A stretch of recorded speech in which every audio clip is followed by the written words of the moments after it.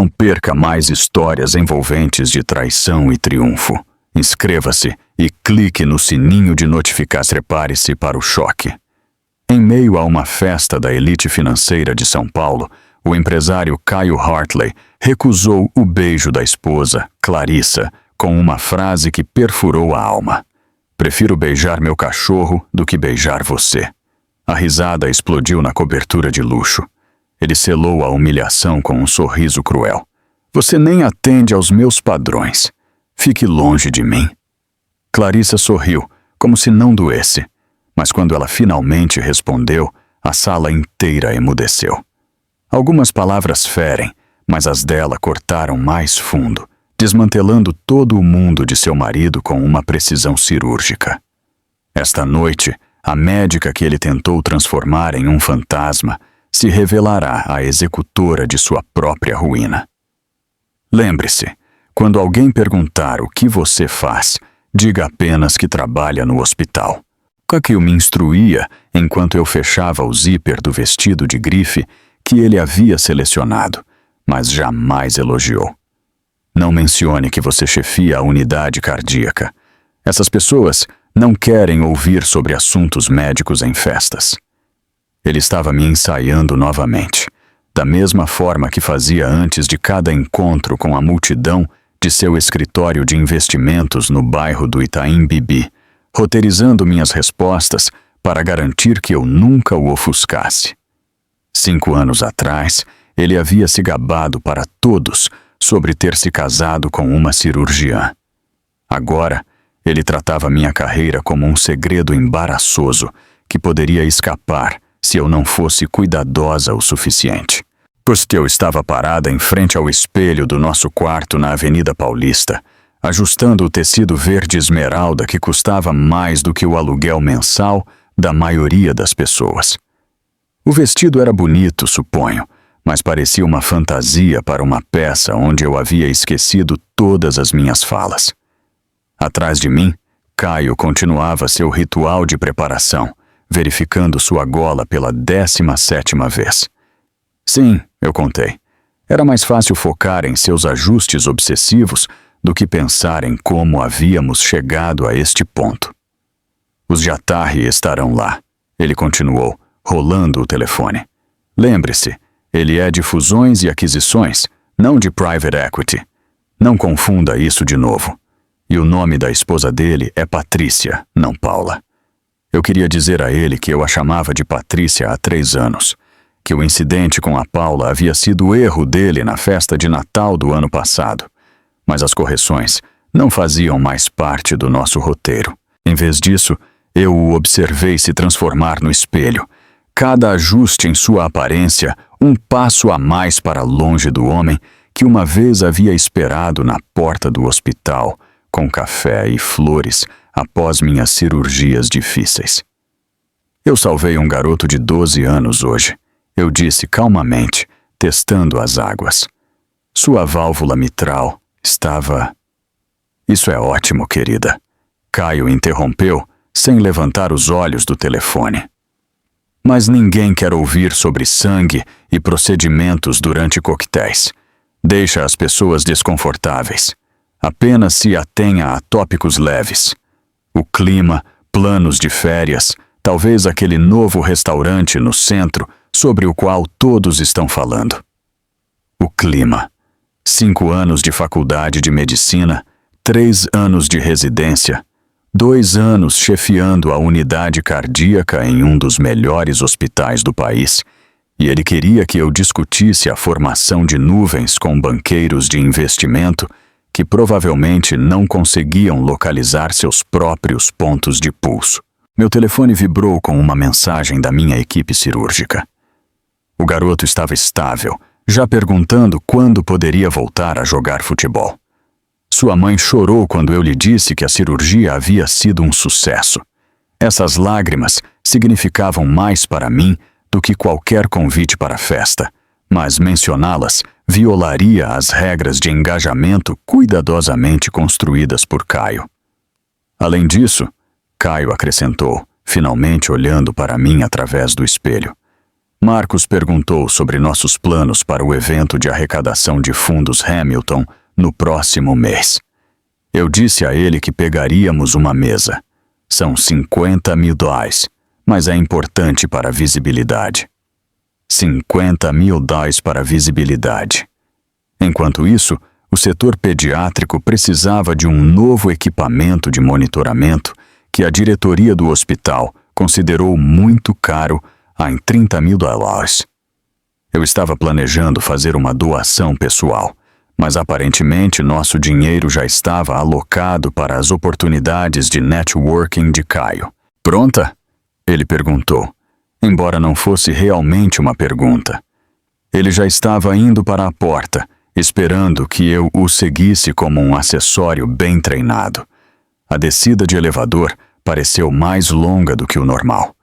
Caio revisou nomes e detalhes, tratando-me como uma atriz que precisava de coaching antes de sua performance. Tomás Miranda fechou aquele negócio farmacêutico na semana passada. Parabenize-o, mas não peça detalhes. E evite Joana Almeida se ela estiver bebendo. Ela fica tagarela sobre os problemas do casamento deles. Eu acenei em intervalos apropriados, pensando na mãe do meu paciente, como ela havia agarrado minhas mãos e me abençoado em 3 idiomas diferentes. Aquilo era real. Aquilo era substancial. Esta viagem de elevador para outra festa, onde eu fingiria ser menos do que eu era? Esta era a performance. A mão de Caio se moveu para as minhas costas enquanto entrávamos no prédio de Marcos, não por afeto, mas por posicionamento. Ele fazia isso em todos os eventos públicos, marcando seu território, enquanto simultaneamente me mantinha à distância. Precisa que sugeria união sem intimidade real. Lembre-se, sorria mais esta noite. Ele sussurrou enquanto esperávamos o elevador. Você parecia infeliz na última festa. Estas são pessoas importantes, Clarissa. Minha carreira depende desses relacionamentos. A carreira dele, não a nossa. Nunca mais a nossa. O elevador abriu diretamente na cobertura de Marcos, e eu observei Caio se transformar completamente. Seus ombros se endireitaram, seu sorriso ativado com precisão ensaiada. Sua voz caiu para aquele timbre confiante que ele pensava o fazer soar mais autoritário. Marcos! Ele gritou, soltando minhas costas para apertar a mão, com um entusiasmo que desapareceria no momento em que chegássemos em casa. Caio! E Clarissa! Marcos acrescentou meu nome como um pensamento tardio, seus olhos já passando por mim para ver quem mais havia chegado. Este era o meu papel agora. O pensamento tardio, a acompanhante, a parceira silenciosa, em uma união que se tornara tudo menos igual. Joana Almeida se aproximou com beijos no ar e champanhe.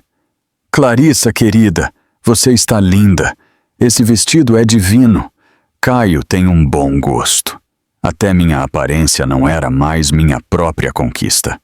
O vestido que eu usava, os sapatos em que eu estava, a maneira cuidadosa como eu havia penteado meu cabelo. Tudo creditado às escolhas do meu marido, como se eu fosse uma boneca que ele havia vestido para exibição. Obrigada, eu respondi com o tom medido que aprendi a manter as conversas breves. Muito entusiasmo convidava a perguntas de acompanhamento. Muito pouco me marcava como difícil. O equilíbrio era exaustivo. Clarissa trabalha no hospital. Caio interveio suavemente quando Marcos perguntou o que eu andava fazendo ultimamente. Apenas trabalha no hospital. Não chefa a unidade de cirurgia cardíaca. Ou salvou a vida de uma criança hoje. Ou ganha o dobro do meu salário mantendo pessoas vivas. Apenas trabalha no hospital. Como se eu organizasse arquivos ou entregasse bandejas de refeição. Eu estava ali, em meu vestido caro, segurando um champanhe que eu não queria, sorrindo para pessoas que olhavam através de mim, em vez de para mim, e tomei uma decisão. Esta noite seria diferente. Esta noite eu tentaria mais uma vez me conectar com o homem com quem eu havia me casado, encontrar algum resquício da pessoa que um dia se orgulhou das minhas realizações, em vez de se sentir ameaçado por elas. Mais uma tentativa de salvar o que havíamos construído antes que desmoronasse inteiramente. Se isso falhasse, e parte de mim já sabia que falharia, então pelo menos eu saberia que havia tentado de tudo antes do que viria a seguir. A conversa ao meu redor mudou para projeções trimestrais e volatilidade do mercado, termos que flutuavam como estática de fundo enquanto eu observava a sala se transformar. Alguém havia diminuído as luzes e a música mudou de jazz de coquetel animado para algo mais lento, mais íntimo. Marcos pegou a mão de Joana com facilidade ensaiada, conduzindo-a para o espaço que haviam liberado perto das portas do terraço. Tiago puxou Sara para perto, sussurrando algo que a fez rir e descansar a cabeça em seu ombro. Eu estava à margem da felicidade deles, segurando minha taça de champanhe vazia como um adereço que eu havia esquecido como usar.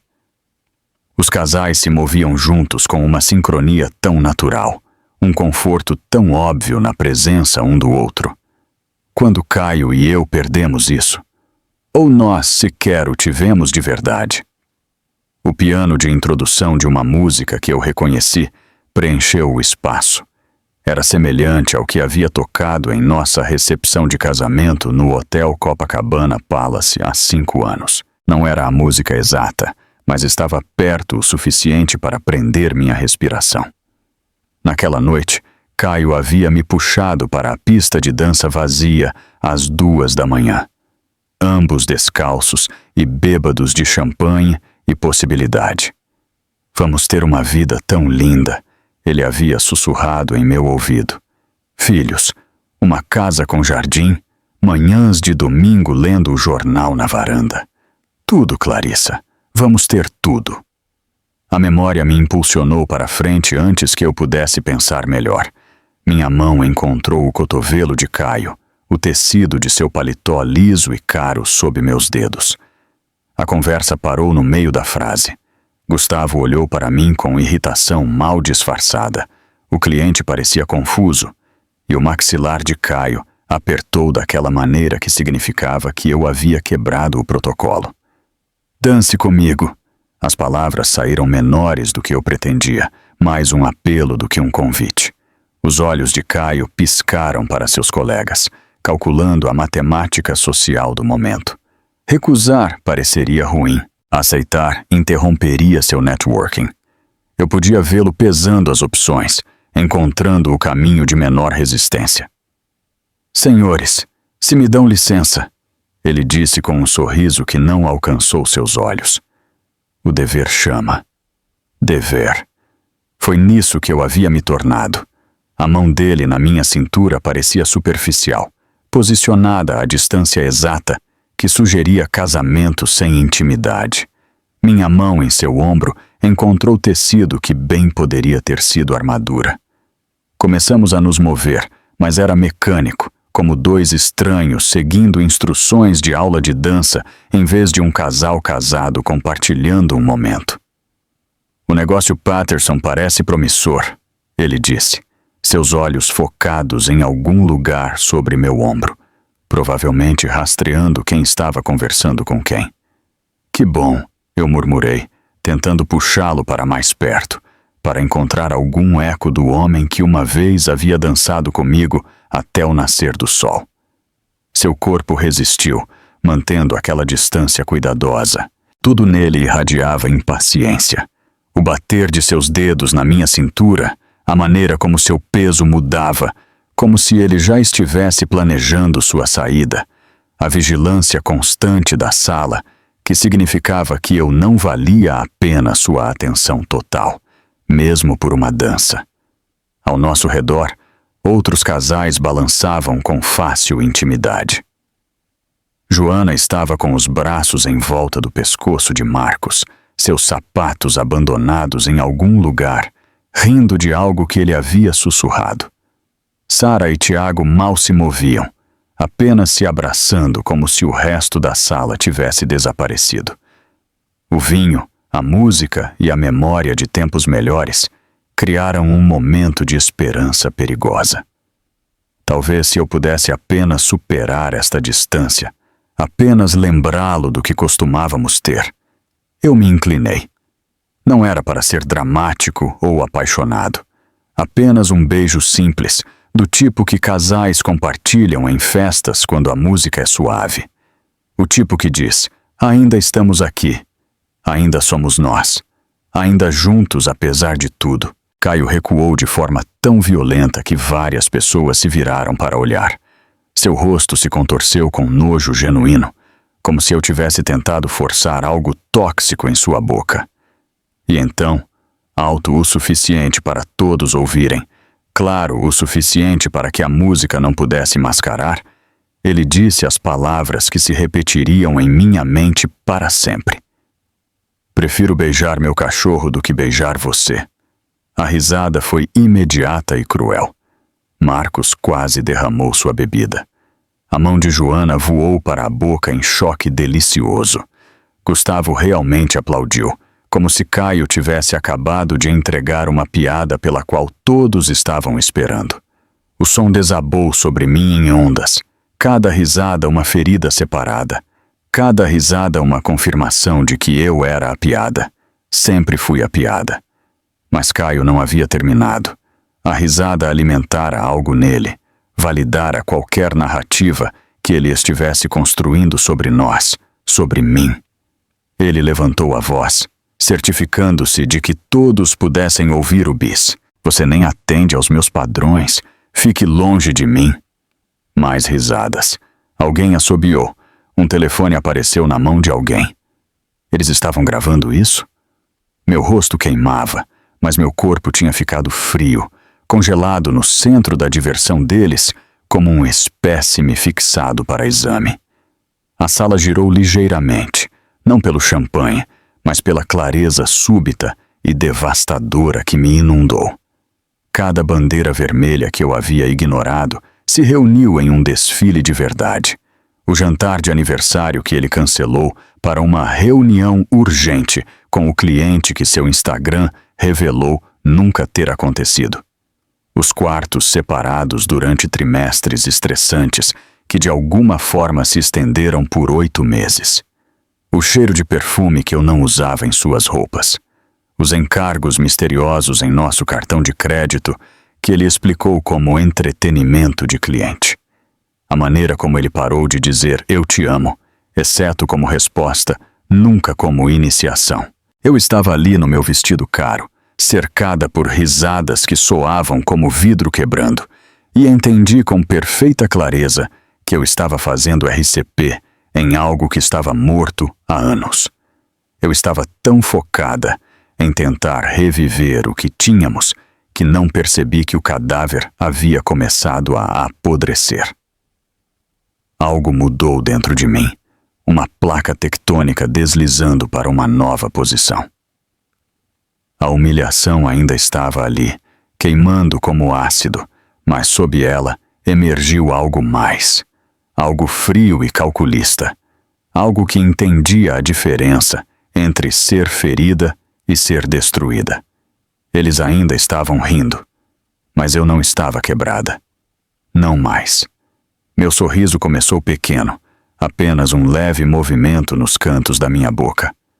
Não o sorriso educado que eu havia aperfeiçoado para essas reuniões.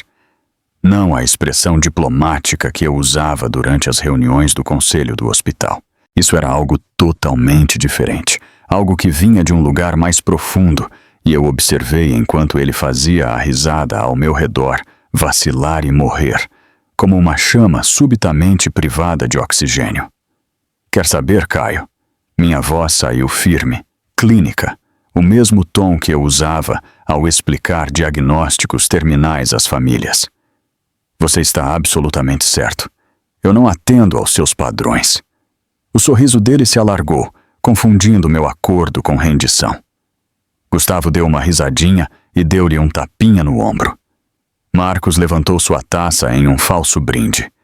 Eles pensaram que estavam testemunhando minha humilhação final, minha aceitação de sua rejeição pública. Seus padrões exigem alguém que não saiba sobre a conta Fitzgerald. As palavras caíram como instrumentos cirúrgicos em uma bandeja de aço. A expressão de Caio mudou, a presunção esvaindo-se como se alguém tivesse puxado um plugue. Seus olhos correram para Gustavo, depois de volta para mim. A sala havia ficado quieta o suficiente para que eu pudesse ouvir o gelo se acomodando no copo de alguém. Do que você está falando? A voz de Caio havia perdido seu timbre confiante. Eu alcancei minha clutch e peguei meu telefone, o dispositivo de repente parecendo uma arma que eu havia escondido a noite toda. Seus padrões precisam de alguém que não passou os últimos 3 meses documentando cada discrepância em nossas contas. Alguém que não contratou um contador forense quando notou 50 mil dólares se movendo através de empresas de fachada nas Ilhas Cayman. Joana se inclinou para a frente, seu rosto perfeitamente contornado, mostrando a primeira emoção genuína que eu já tinha visto nela. Marcos pousou sua bebida com um clique forte contra o balcão de mármore. A atmosfera na sala havia mudado de diversão cruel para tensão elétrica. Isso é ridículo, disse Caio, mas sua voz falhou na última sílaba. Eu deslizei pelo meu telefone com lentidão deliberada, deixando cada movimento aumentar a tensão. Aqui está o relatório de auditoria, documentos de registro de empresas de fachada, transferências bancárias datadas dos mesmos dias em que você alegou estar em conferências, que fato interessante, você nunca compareceu de verdade. Eu virei a tela para a multidão, observando-os se inclinarem como mariposas para uma chama. Ah, e Gustavo, você está nisso também. Terça-feira, 15 de março, 15h47. Devo reproduzir a gravação de vocês dois discutindo como destruir evidências antes da revisão trimestral? O rosto de Gustavo foi do bronzeado ao cinza em segundos. Isso, você não pode. Eu toquei o botão de reproduzir. A voz de Caio preencheu a sala pelo alto-falante do meu telefone, metálica, mas inconfundível. Precisamos apagar tudo antes que Davi verifique os livros. Transfira pelo subsidiário, depois feche-o. Faça aparecer um erro do cliente. Alguém deixou cair um copo. O som dele, se estilhaçando contra o mármore, pontuou a confissão gravada de Caio perfeitamente. Marcos cambaleou para trás, sua mão alcançando a parede para se firmar. A conta Fitzgerald. Aquele era o portfólio de aposentadoria do meu pai. Seus padrões. Eu continuei, minha voz cortando o caos que começava a se formar. Também exigem alguém que não saiba sobre Amanda. Quem é Amanda? A voz de Sarah era aguda, mas ela não estava perguntando para mim. Ela havia se virado para Tiago, seu namorado, cujo rosto de repente havia ficado pálido. A estagiária de 23 anos da empresa de Tiago, eu disse, observando os dominós iniciarem sua cascata inevitável. Aquela que precisava daquela posição de marketing tão desesperadamente. A que Caio tem visitado em seu apartamento toda quinta-feira. Prima do Tiago, na verdade. Engraçado como essas coisas se conectam. A mão de Sarah se conectou com o rosto de Tiago antes que ele pudesse responder. O tapa ecoou pela cobertura como um tiro. Sua prima, aquela que você disse que precisava de ajuda com a carreira. Seus padrões precisam de alguém que não lê mensagens de texto. Eu deslizei pelo meu telefone, encontrando as capturas de tela que eu havia salvo. Tipo esta de 3 horas atrás. Mal posso esperar para terminar esta festa chata para poder te ver amanhã. Clarissa está tão desesperada. É constrangedor. Ou esta da última terça-feira. Minha esposa é patética. Ela realmente pensa que estou trabalhando até tarde. Joana se aproximou, lendo por cima do meu ombro. "Ah, meu Deus!" Ela sussurrou, depois mais alto, virando-se para Marcos. Os comprimidos sumindo do nosso armário de remédios. Você disse que não." "Que comprimidos?" Marcos perguntou, mas sua confusão parecia genuína. Os azuis, Marcos! A voz de Joana estava subindo. Você disse que não precisava deles, mas eles continuam desaparecendo. E agora? Ela se virou para Caio. Você estava em nossa casa na semana passada para o jogo. Você usou nosso banheiro. Caio avançou em minha direção então, sua mão alcançando meu telefone. Mas eu me esquivei com a mesma precisão que eu usava ao navegar pelas mesas de cirurgia. Anos de treinamento cirúrgico haviam me ensinado economia de movimento. Ele tropeçou ao passar por mim, esbarrando em uma mesa decorativa que balançou sob seu peso. O portfólio Whitman, eu anunciei para a sala que havia se tornado um quadro de horror congelado. Verifiquem seus extratos, todos vocês. Verifiquem de verdade aqueles retornos espetaculares que Caio tem mostrado. Matemática criativa. O dinheiro foi desviado para contas no Panamá. O FBI sabe de tudo isso. Você está mentindo! A voz de Caio estava aguda, desesperada. Eu peguei outro documento no meu telefone. O gabinete do procurador federal discorda. Esta é a confirmação de que os mandados de prisão serão entregues na segunda-feira de manhã em sua empresa. Durante a reunião de parceiros, especificamente, o agente Tomás achou que o momento seria particularmente eficaz. A sala explodiu. Marcos estava gritando sobre o dinheiro de seu pai. Joana estava gritando com Marcos sobre os comprimidos e perguntando como ele poderia não ter sabido. Sara estava exigindo que Tiago explicasse seu papel em tudo, enquanto ele gaguejava negações. Gustavo estava com o telefone para fora, digitando freneticamente, provavelmente tentando mover dinheiro ou avisar alguém ou reservar um voo para um país sem extradição. Em meio a tudo isso, Caio estava paralisado no centro do caos que ele havia criado, seu mundo cuidadosamente construído, desmoronando ao seu redor como um castelo de cartas em um furacão. Sua boca abriu e fechou, mas nenhuma palavra saiu. Pela primeira vez, ele não tinha um roteiro, nenhuma deflexão charmosa, nenhuma plateia pronta para rir de sua crueldade. Ah, e Caio, eu disse, minha voz cortando o barulho. Sua mãe sabe de tudo. Leonor me ligou na semana passada depois que o contador dela encontrou discrepâncias no fundo de pensão que você gerenciava para ela. Tivemos uma conversa muito interessante sobre para onde o dinheiro da aposentadoria de seu pai realmente foi. Suas pernas pareceram ceder então. Ele afundou em uma das cadeiras de grife de Marcos, a cabeça nas mãos. O homem que estava no centro da sala me comparando a um cachorro 5 minutos atrás havia sido reduzido a algo pequeno e patético, cercado pelos destroços de sua própria criação. O som dos meus saltos no mármore foi o único ruído enquanto eu caminhava em direção à porta, cada passo medido e deliberado. A multidão se abriu, alguns olhando para mim com choque, outros com algo que poderia ter sido respeito ou medo. Na entrada da cobertura, eu me virei uma última vez. A cena era perfeita em sua destruição. Reis e rainhas de trust funds, reduzidos a gritos de acusações uns contra os outros.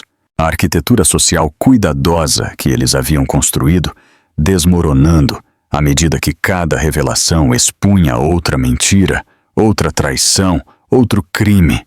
E no centro de tudo, meu marido. Não, meu futuro ex-marido, sentado com o rosto nas mãos, finalmente entendendo como era ser desnudado e humilhado na frente de todos que importavam para ele. Eu empurrei a porta da cobertura e entrei no corredor, meus saltos criando um ritmo agudo contra o chão de mármore. Atrás de mim, o caos continuava, vozes elevadas em acusação, móveis raspando enquanto as pessoas se moviam, as exigências agudas de respostas de Joana cortando tudo. Mas à minha frente estava apenas o silêncio e as reluzentes portas do elevador no final do corredor. Minha mão estava firme enquanto eu apertava o botão de chamada, embora eu pudesse sentir a adrenalina começar a diminuir, deixando algo oco em seu rastro. O elevador chegou com um carrilhão suave que parecia muito alegre para o que acabara de acontecer. Ao entrar, a voz de Joana de repente gritou atrás de mim. "Clarissa, espere!"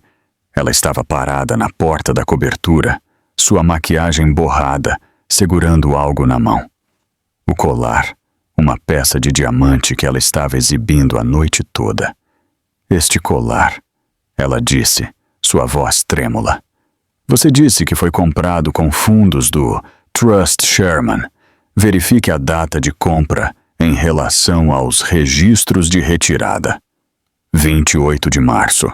$42 mil. As palavras saíram clínicas, factuais.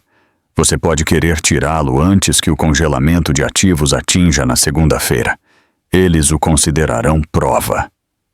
Ela arrancou o colar tão rapidamente que o fecho quebrou, diamantes se espalhando pelo mármore como promessas quebradas. As portas do elevador se fecharam enquanto ela lutava para coletá-los, e de repente eu estava sozinha naquele pequeno espaço espelhado, descendo. 30 segundos. Foi isso que eu me dei. 30 segundos para tremer, para sentir a magnitude do que eu acabara de fazer. Minhas mãos tremeram enquanto eu agarrava o corrimão. Minhas pernas, subitamente instáveis em saltos, que me carregaram por cirurgias de 12 horas, mas de repente pareciam inadequadas para este momento. 28 segundos. 29. 30. Eu endireitei minha coluna, peguei meu telefone e digitei uma mensagem para meu advogado. Feito. Tudo está em movimento. Protocole os papéis segunda-feira de manhã. A resposta foi imediata. Imagens de segurança? Eles terão tudo. Certifique-se de que Tomás saiba. O elevador abriu para o hall de entrada, onde o porteiro acenou educadamente, alheio à destruição que acontecia 40 andares acima. Lá fora, o manobrista trouxe meu carro. Eu havia dirigido separadamente, sabendo de alguma forma que precisaria da minha própria rota de fuga. A volta para casa foi automática, memória muscular navegando enquanto minha mente repetia cada momento, cada palavra, cada expressão no rosto de Caio, enquanto seu mundo desabava.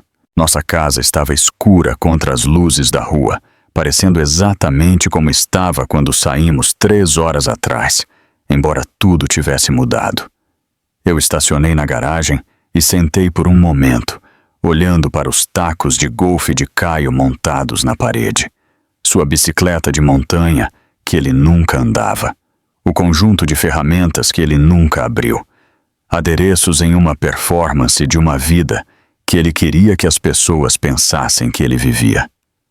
Lá dentro, eu me movi com propósito. Caixa após caixa, subiu do depósito do porão. As boas que havíamos guardado de nossos presentes de casamento, resistentes e limpas. O diploma de Harvard dele saiu da parede primeiro, a moldura mais pesada do que o esperado. O vidro refletindo meu rosto de volta para mim como uma acusação. Para a caixa ele foi, seguido por sua coleção de abotoaduras dispostas em seu estojo de veludo, cada par um presente de clientes cujo dinheiro ele estava roubando. Meu telefone vibrava continuamente, o nome de Caio aparecendo repetidamente. Eu o deixei tocar enquanto embalava seus ternos, cada um passado e pendurado em sacos de roupas, seus sapatos polidos e emparelhados, o relógio que seu pai lhe dera na formatura. Eu o segurei por um momento, lembrando-me de quão orgulhoso ele estava, como ele o mostrara a todos no jantar naquela noite. Seu pai, cujo fundo de pensão Caio estava drenando. Uma mensagem de texto atravessou. "Clarissa, por favor, deixe-me explicar." Depois outra. "Você não entende a pressão que eu tenho sofrido." E outra. Você arruinou tudo, minha vida inteira. Seguido por: eu farei você pagar por isso. E depois: por favor, volte. Podemos consertar isso.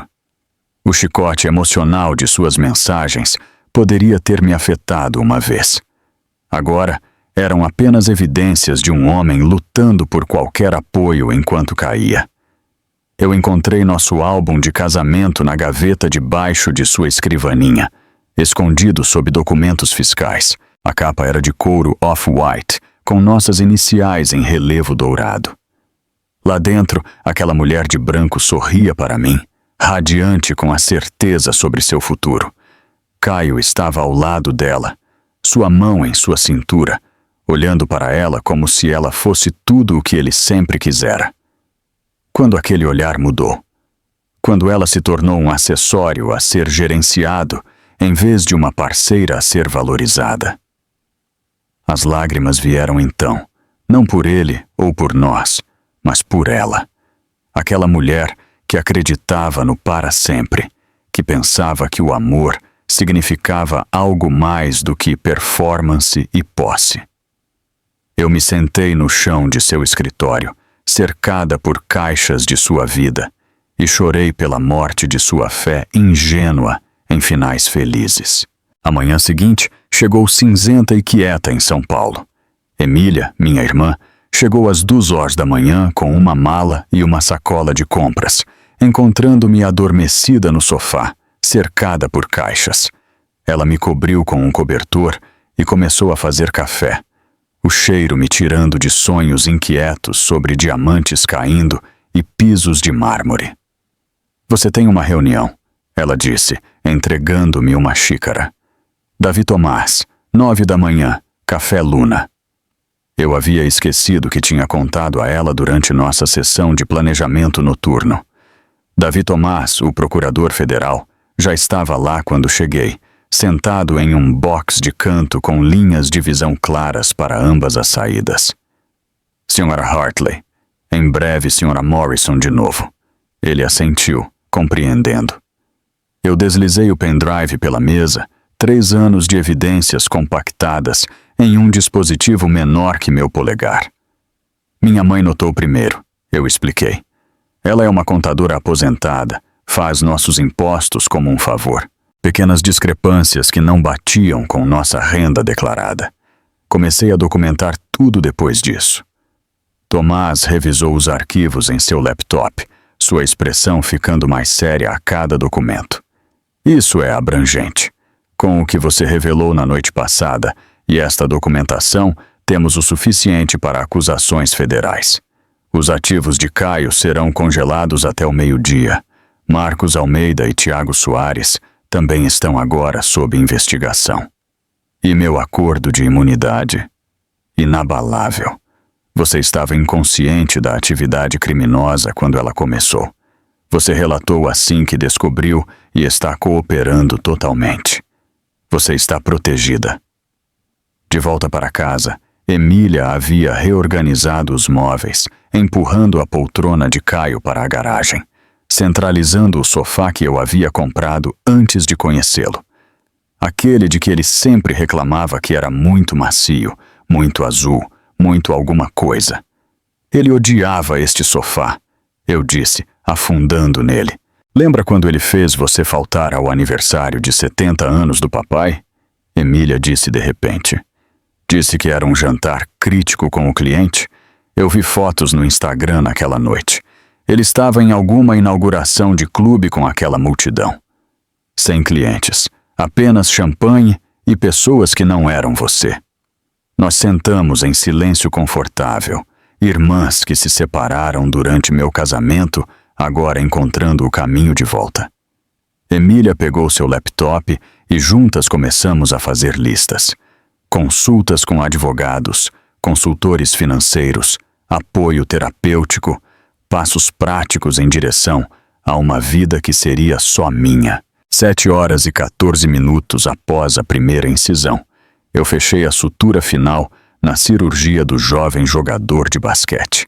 O coração do garoto batia forte e firme nos monitores, um ritmo que o levaria por décadas de jogos e formaturas, e toda a vida que Caio havia tentado roubar dos aposentados, cujas pensões ele havia saqueado. Trabalho lindo, Dr. Rodrigues, disse o meu residente sênior enquanto nos lavávamos. Aquele garoto vai jogar na faculdade por sua causa. Eu tirei minha touca cirúrgica, meu cabelo úmido de suor e verifiquei meu telefone. 17 chamadas perdidas. 3 de números que eu não reconhecia. Provavelmente repórteres. O resto de vários parceiros da empresa de Caio. A notícia havia se espalhado. No meu escritório, eu mal havia me sentado quando Joana Almeida apareceu na minha porta. Longe estava a mulher perfeitamente penteada da festa de sexta-feira. Suas roupas de grife haviam sido substituídas por um vestido de verão simples. Seu rosto sem maquiagem, exceto por rastros de rímel que sugeriam que ela havia chorado em seu carro. "Posso entrar?" Sua voz era pequena, incerta. Eu gesticulei para a cadeira em frente à minha mesa. "Nossas contas estão congeladas", ela disse, as palavras caindo. "Todas elas. Até minha conta corrente pessoal de antes de nos casarmos. Não consigo acessar nada." Ela riu, mas era um riso oco, quebrado. Eu fui a 3 caixas eletrônicos tentando sacar dinheiro para a gasolina. A garota no banco olhou para mim com tanta pena quando explicou a retenção federal. "Sinto muito que você esteja passando por isso", eu disse, sendo sincera. Quaisquer que fossem as falhas de Joana, ela não havia orquestrado os crimes. "Você está?" Ela olhou para cima bruscamente. "Porque eu ri. Sexta-feira à noite, quando Caio disse aquelas coisas para você, eu ri. Eu ri de você por anos, Clarissa. Toda festa, toda reunião, todos nós rimos. Nós te chamávamos de a rainha do gelo, a cirurgiã robô que não sabia se divertir." A confissão pairou entre nós como um bisturi, esperando para cortar. "E o tempo todo", ela continuou, lágrimas caindo livremente agora. "Marcos estava roubando do próprio pai, de clientes que confiavam nele. Ele tinha casos, vários casos. Aparentemente, há um cartão de crédito totalmente separado que eu nunca soube. O agente do FBI me perguntou sobre viagens para o Rio de Janeiro que eu nem sabia que aconteceram." Ela puxou um lenço de papel de sua bolsa. "Eu estava tão ocupada me sentindo superior a você, rindo do seu casamento, que nunca olhei para o meu. Estávamos vivendo a mesma mentira, exceto que você foi inteligente o suficiente para ver." O telefone da minha mesa tocou. Eu deixei cair na caixa postal, mas o visor mostrava um nome que fez Joana estremecer. Davidson, Klein e Associados. "Eles estão todos me ligando", eu disse. "Ex-colegas de Caio, alguns em busca de informações, tentando descobrir sua exposição. Outros querendo se distanciar, para ter certeza de que eu saiba que eles não tinham ideia do que estava acontecendo." "Eles sabiam?" Joana perguntou. Meu telefone vibrou com um texto de um número que eu reconheci. Meredith, a ex-assistente de Caio. "Doutora Morrison, eu queria que soubesse que todos nós sabíamos sobre Amanda. Sobre as outras também. Sinto muito por nunca termos dito nada. Ele se gabava disso em happy hours. Dizia que você estava muito focada no trabalho para anotar. Dizia que estava planejando sair assim que o negócio de Singapura fosse fechado. Eu guardei documentação, se você precisar, para o processo de divórcio." Eu mostrei a mensagem para Joana. Ela leu 2 vezes, seu rosto se contorcendo. "Eles todos sabiam", ela sussurrou. "Em toda festa, todo jantar, todos eles sabiam que nossos maridos estavam nos destruindo por esporte." Meu telefone tocou novamente. Desta vez eu reconheci o número. Leonor Hartley, a mãe de Caio. Eu estava temendo esta ligação. "Eu devo atender", eu disse a Joana. Ela se levantou para sair, depois parou na porta. "Clarissa, aquela força pela qual eles zombaram de você, Não a perca.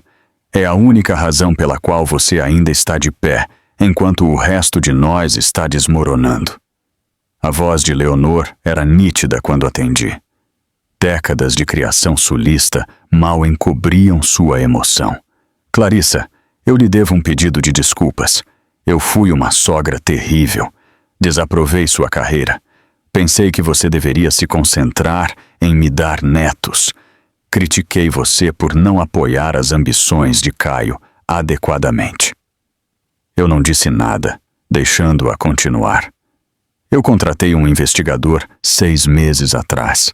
Ela disse. As irregularidades na conta de pensão eram muito óbvias para ignorar. Eu sei de tudo, os casos, o roubo, as mentiras. Eu já falei com o procurador federal.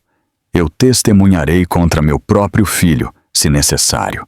9 meses se passaram desde aquele primeiro encontro, e hoje nos sentaríamos juntas novamente, mas desta vez em um tribunal federal para a sentença de Caio.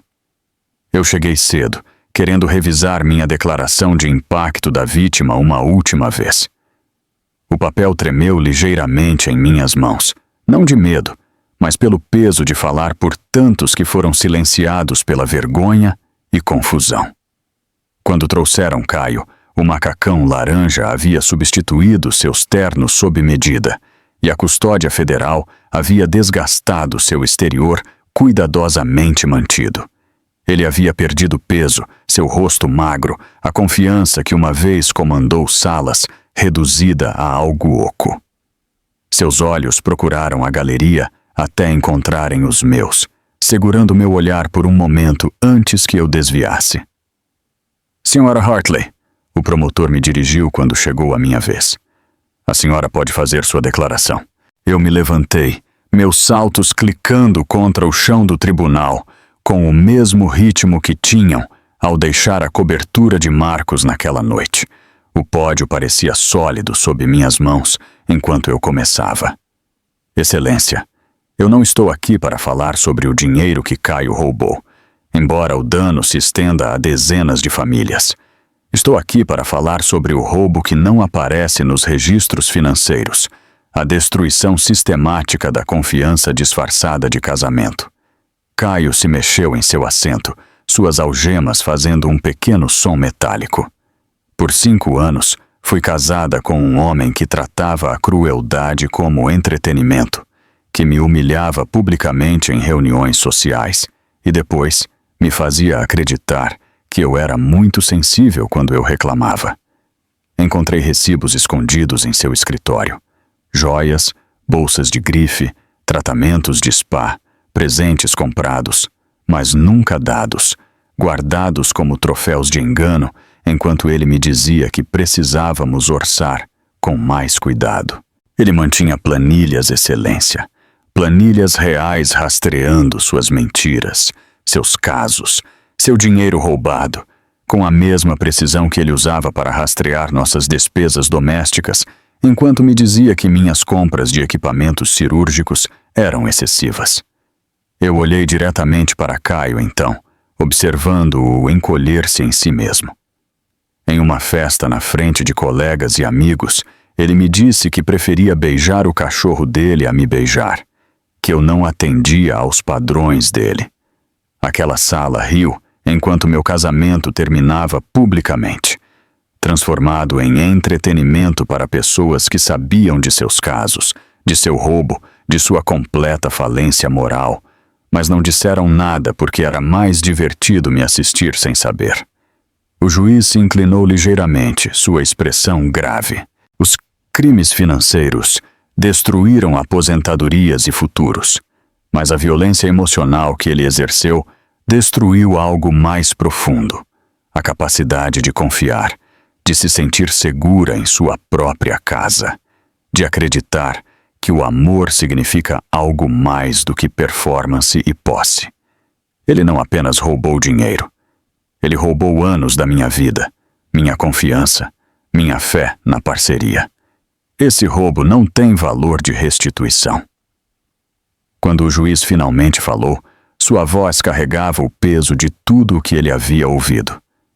Sr. Hartley, As diretrizes federais sugerem 5 anos para seus crimes financeiros.